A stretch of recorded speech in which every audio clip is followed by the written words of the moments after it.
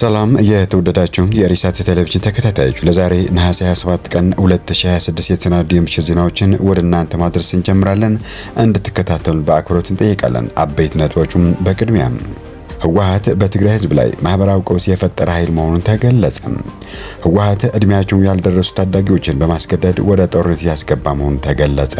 በአዲስ አበባ አፈሳና እስራት ቀጥሏል። በዶኮ ካውንቲ በተከሰተ የጎሳ ግጭት 6 ሰዎች ሲሞቱ 21 ቆሰሉ። በፖርት ሱዳን የሚገኙ እስረኞቹን የጀመሩትን የረሃብ አድማ ማቋረጣቸውን ተገለጸ። የመስከረም 11 ቀን 2001 የሽብር አቀናባሪ ተብሎ የተጠረጠረው ግለሰብ ፍርድ ቤት ሊቀርብ መሆኑን ተገለጸ። ወደ ዝርዝር ዜና እናልፋለን። አብራችሁን ቆዩ። ህወሓት በትግራይ ህዝብ ላይ ማህበራዊ ቀውስ የፈጠረ ኃይል መሆኑ ተገለጸ። የቀድሞው የህወሓት ታጋይና የትግራይ ዲሞክራሲያዊ ፓርቲ የፖለቲካ መሪ የሆኑት ዶክተር አረጋዊ በርሄ ወቅታዊ ሁኔታን አስመልክተው ከኢቲቪ ትግርኛ ዜና አገልግሎት ጋር ባደረጉት ቆይታ ህወሓት በትግራይ ህዝብ ላይ ድህነት፣ ረሃብ፣ ኋላ ቀርነት፣ ስደትና ስራ አጥነት ጨምሮ አሉ የተባሉ ማህበራዊ ችግሮችን እየፈጠረ ነው ሲል ገልጸዋል። በአሁኑ ወቅትም ቢሆን የትግራይ ህዝብ በስደትና በችግር ላይ እንደሚገኝ የገለጹት ዶክተር አረጋዊ ከነዚህ ችግሮች ለመውጣት መንስኤውን በመለየት መፍትሄ እንዲመጣ ጥረት ማድረግ አስፈላጊ መሆኑን አስመረውበታል። ህወሓት እድሜያቸውን ያልደረሱ ታዳጊዎችን በማስገደድ ወደ ጦርነት ያስገባ መሆኑን ተገለጸ። የትግራይ ሰላም ኃይል ማለትም ቲፒኤፍ ከፍተኛ መሪ የሆኑትን ሜጀር ጄኔራል ዘውዱ ኪሮስ ከኢቲቪ ትግርኛ ጋር ባደረጉት ቃለ ምልልስ ህወሓት እድሜያቸውን ከ18 ዓመት በታች የሆኑ በትግራይ የሚገኙ ታዳጊዎችን በኃይል እያፈነ ወደ ጦርነት እያስገባ መሆኑን ገልጸዋል። ሜጀር ጄኔራል ዘውዱ ኪሮስ ህወሓት ከጊዜ ጋር የማይሻሻል የተለየ ሀሳብ የማይቀበልና ኋላ ቀር አስተሳሰብ ያለው ቡድን ነው። የቡድኑ አመራሮችም የእነዚህ ድንቁርና ማሳያ ናቸው ብለዋል። አክለውም በትግራይ ያለው የፖለቲካ አስተዳደር የበለጠ የተወሳሰበ እንዲሆን የድርጅቱ የታጠቁ አካላት አመራሮችን ከፍተኛ ሚና መጫወታቸውን ጠቅመዋል። በክልሉ እየተፈጸመ ያለውን የሰብአዊ መብት ጥሰት በተመለከተ እድሜያቸውን ከ16 እስከ 17 ዓመት የሆኑ ህጻናት በኃይል እየተገደዱ ወደ ጦርነት እየተወሰዱ መሆናቸውን የገለጹት ሜጀር ጄኔራል ዘውዱ የትግራይ ወጣት ህገወጥ ላሉት ቡድን የጥይት ማገዶ እየሆነ ይገኛል ብለዋል። የትግራይ እናቶች በአደባባይ ወጥተው የህወሓትን በደል እየተቃወሙ እንደሚገኙ የጠቀሙት ሜጀር ጄኔራል ዘውዱ ኪሮስ እናቶችን ልጆቻቸውን ለሞት የሚዳርገውን ህወሓትን ልጆቻቸውን አንሰጥም በማለት ተቃውሟቸውን እያሰሙ እንደሆነ ጠቅሰዋል። በመጨረሻም ማንኛውም ሰላም ወዳድ አካል በህወሓት ቡድን እየተፈጸመ ያለውን ግፍ ይበቃል ሊል ይገባል ብለዋል። በአዲስ አበባ አፈሳና እስራት ተቀጥሏል። በአዲስ አበባ ከተማ ከትናንት በስቲያ ማክሰኞ አመሻሽ ጀምሮ ከፍተኛ አፈሳና እስራት መጀመሩን የኢርሳት ምንጮች ገልጸዋል። በኢትዮጵያ አፈሳና እስራት ከጀመረ ቆይተዋል። ነገር ግን በዚህ ሳምንት ያለው አፈሳም ተጋሩና ኤርትራውያን ጽምዶ በሚል ስም አንድ ሆነው ወደ 4 ኪሎ እየመጡ ያሉትን ወያኔና ሻዕቢያን ታጥቃችሁ ተጋጥሟቸው የሚል ነው ሲሉም ለጉዳይ ቅርበት ያላቸው ምንጮች ጠቅሰዋል። ትናንት ማክሰኞ ረቡዕ ከታፈሱ ሰዎች መካከል በተለያዩ የእስር ቤቶች ታስረው ቢገኙም ከ10 ሺህ እስከ 50 ሺህ ብር ከፍለው የተፈቱ ሰዎች እንዳሉ ምንጮች ገልጸዋል። በኢትዮጵያ እየተካሄደ ያለውን አፈሳና እስራት በተመለከተ የሀገሪቱ ወጣቶች በማህበራዊ ሚዲያ በጽኑ እየተቃወሙት እንደሆነ በርካታ የተለያየ ተቃዋሚ ቪዲዮዎችን ያሳያሉ።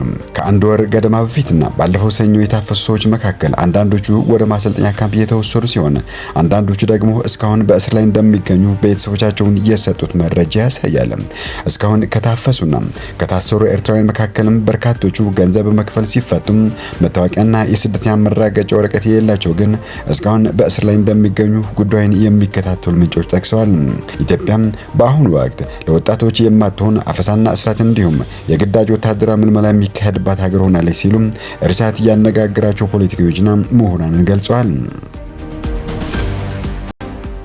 በዶኮ ካውንቲ በተከሰተ የጎሳ ግጭት 6 ሰዎች ሲሞቱ 21 ቆስለዋል። በደቡብ ሱዳን ጆንግሌ ግዛት ዶኮ ካውንቲ በምትገኘው ፓዴት ከተማ በሁለት ጎሳዎች መካከል በተፈጠረ ግጭት ቢያንስ 6 ሰዎች ሲገደሉ ሌሎች 21 ሰዎች መቁሰላቸውን በነሐሴ 26 ቀን የስራጭ የሬዲዮ ታማዙጅ ዘገባ አስታውቋል።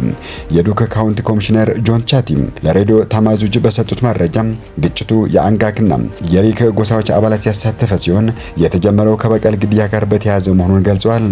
ቻቲም እንደገለጹት ከአጋንክ ጎሳ የመጣ አንድ ሰው ከዚህ በፊት ከአንድ ዘመድ ግድያ ጋር የተያያዘ መሆኑን በመጠርጠር ከሪክ ጎሳ የመጣ አንድን ሰው እንደገደለ ተገልጿል። ኮሚሽነሩ አክለውም ይህ ክስተት ወደ ሰፊ ግጭት በማምራቱ ከእያንዳንዱ ወገን 3 ሰዎች በድምሩ 6 ሰዎች ሲገደሉ ሌሎች 21 ሰዎች መቁሰላቸውን ገልጿል። ከዚያም በኋላ የጸጥታ ኃይሎች ጣልቃ በመግባታቸው ሁኔታውን ማረጋጋት እንደተቻለ ኮሚሽነሩ አስታውቀዋል። ባለስልጣናት በአካባቢው ተጨማሪ ጥቃት እንዳይከሰት እየሰሩ ባለበት ወቅት ነዋሪዎቹ ሰላምና መረጋጋት እንዲጠብቁና ከተጨማሪ የበቀል ድርጊቶች እንዲቆጠቡም አሳስበዋል። ይህ የቅርብ ጊዜ ግጭት በጆንግሌ ግዛት በተደጋጋሚ ከሚከሰቱ የማህበረሰብ ጥቃት ጋር ተያይዞ ስጋትን እያባባሰ መጥቷል። በተለይም የበቀል ግድያዎችና በማህበረሰቦች መካከል የሚፈጠሩ አለመግባባቶች በክልሉ ተደጋጋሚ ጉዳይ ግጭቶችን ሲያስከትሉ መቆየታቸውን ዘገባዎች ያመለክታሉ። በፖርት ሱዳን የሚገኙ እስረኞቹን የጀመሩትን የረሃብ አድማ ማቋረጣቸውን ተገለጸ። በፖርት ሱዳን ማረሚያ ቤት የሚገኙ 83 እስረኞቹን የፍትህ አካላት ህጋዊ ሂደታቸውን ለማፋጠን በመስማማታቸው ምክንያት የጀመሩትን የረሃብ አድማ ማቋረጣቸውን የሱዳን ትሪቡን ዛሬ ነሐሴ 27 ቀን ባወጣው መረጃ አመለክቷል። በመረጃው መሰረት እስረኞቹ አድማውን የጀመሩት ያለ ፍርድ ለረጅም ጊዜ ታስረው መቆየታቸውን ለመቃወም ነው። አድማው ሊቋረጥ የቻለው የቀይ ህዝብ ግዛት ከፍተኛ ዳኞችና አቃቤ ህግ ወደ ማረሚያ ቤቱ በመሄድ የእስረኞቹን አቤቱታ ከመረመሩ በኋላ ነው። የአካባቢ ባለስልጣናት ትናንት እሁድ ጀምሮ ጉዳዮቹን የሚያዩ 3 ዳኞች ለመመደብ የተስማሙ ሲሆን አቃቤ ህግ ደግሞ ከተከሰሱበት 66 መዝገቦች ውስጥ የተጠናቀቁ የ18 እስረኞችን የምርመራ መዝገብ ወዲያውኑ ወደ ፍርድ ቤት ለመላክ ቃል ገብቷል። የረሃብ አድማው እስከ እሁድ ድረስ በቅድመ ሁኔታ የተቋረጠ ሲሆን የፍትህ አካላትን የገቡበትን ቃል ካልፈጸሙ ግን እንደገና እንደሚቀጥል ተጠቁመዋል። የሰብአዊ መብቶች ተቋም በማረሚያ ቤቱ ውስጥ ያለው አሳሳቢ ሁኔታና የሕክምና ቸልተኝነት በመጥቀስ ለተባበሩት መንግስታት ድርጅት ህገወጥ እስራትን ለሚከታተለው ቡድን ለሱዳን መርማሪ ቡድንና ለተለያዩ የተባበሩት መንግስታት አካላት አቤቱታ ማቅረቡን ገልጿል።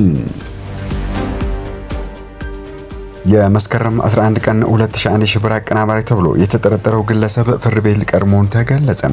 የአሜሪካውን የመስከረም 11 የሽብር ጥቃት ዋና አቀናባሪ ተብሎ የተጠረጠረው ሰው ከ20 ዓመት በኋላ ፍርድ ቤት ሊቀርብ ነው። የአልቃይዳው መሪ ኦስማን ቢንላደን የፕሮፓጋንዳ ክፍል ኃላፊ የነበረውና በመስከረም 11 2001 በአሜሪካ የተፈጸመውን የሽብር ጥቃቶች ዋና አቀናባሪ ተብሎ የተጠረጠረው ካሊድ ሼክ መሐመድ ወደ ፍርድ ቤት ሊቀርብ ቀነ ቀጠሮ ተሰጥቶታል።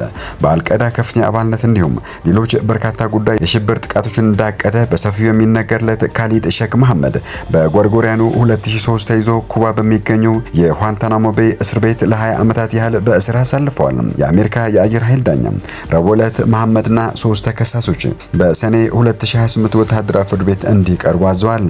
ሮይተርስ እንደዘገባው ሂደቱ ለረጅም ጊዜ እንዲዘገይ የተደረገው ከስቅይቱ በኋላ የሚሰጡ የእምነት ክህደት ቃላቶች ላይ በሚነሳው የህግ ክርክር ፍርድ ሊሰጥ የሚችልበት ቦታ የማግኘቱ ጉዳይ እንዲሁም የመስከረም 11 የሽብር ጥቃቶች ዋና አቀናባሪ ተብሎ በሰፊው በሚታሰበው ሰው ላይ የነበረው ኃይለኛ ቁጣ የተነሳ ነው። መሐመድ ቀደም ሲል የሞት ቅጣትን ለማስቀረት ጥፋተኛ መሆኑን አምኖ ለመቀበል የተስማማ የክስ ስምምነት ባለፈው ዓመት ውድቅ ተደርጓል። አዲሱ ችሎት መሐመድ፣ ዋሊድ መሐመድ ሳሌህ፣ ሙባረክ ቢን አታሽ፣ ሙስጠፋ አህመድ፣ አደም አል ሐውሳዊውና አሊ አብዱል አዚዝ አሊ በአሜሪካ ወታደራዊ ፍርድ ቤት ችሎት የሚቀርቡ ሲሆን በችሎቱ ደግሞ የጦር አባላት በዳኝነት ይሰየማሉ። በጎሪጎሪያኑ 1965 በኩዌት የተወለደው ሼክ መሐመድ በ1986 ከአሜሪካ ዩኒቨርሲቲ የሜካኒካል ኢንጂነሪንግ ዲግሪ ከማግኘቱ በፊት የጸረ ሶቪየት ጽንፈኛ ቡድኖች ይደግፍ እንደነበር ይነገራል። ለኳታር መንግስት ለተወሰነ ጊዜ በመሐንዲስነት ሰርተዋል። እንደ አሜሪካ የስለላ ወኪሎች ገለጻ በ1990ዎቹ የመጀመሪያ ላይ በአሜሪካና በኤስያ መካከል የሚጓዙ አውሮፕላኖችን ለማፈንዳት በተደረገ ሴራ ተሳትፈዋል። ነገር ግን ጥቃቱ አልተሳካም ነበር። ከዚያም ብዙ ሳይቆይ ከአልቃይዳ መሪ ኦስማን ቢንላደን ጋር እንደተገናኙ ይታመናል። የቡድኑ የፕሮፓጋንዳ ኃላፊ እንደመሆኑ መጠን በ1993 የዓለም ንግድ ማዕከል የቦምብ ፍንዳታዎችን፣ በ2002 የኢንዶኔዥያ የባሊ ፍንዳታዎችን፣ የአሜሪካ ጋዜጠኛ ዳንኤል ፐርልን ግድያ እንዲሁም የአሜሪካው የመስከረም 11 የሽብር ጥቃት በማቀድ ረገድ እገዛ አድርገዋል ተብሎ ተከሰዋል። ውድ የኢሳት ቴሌቪዥን ተከታታዮች ለዛሬ ምሽት የተሰናዱ ዜናዎችን አበቃን። ቀጣይ እስከምንገናኝ መልካም ተመኘን። ሰላም።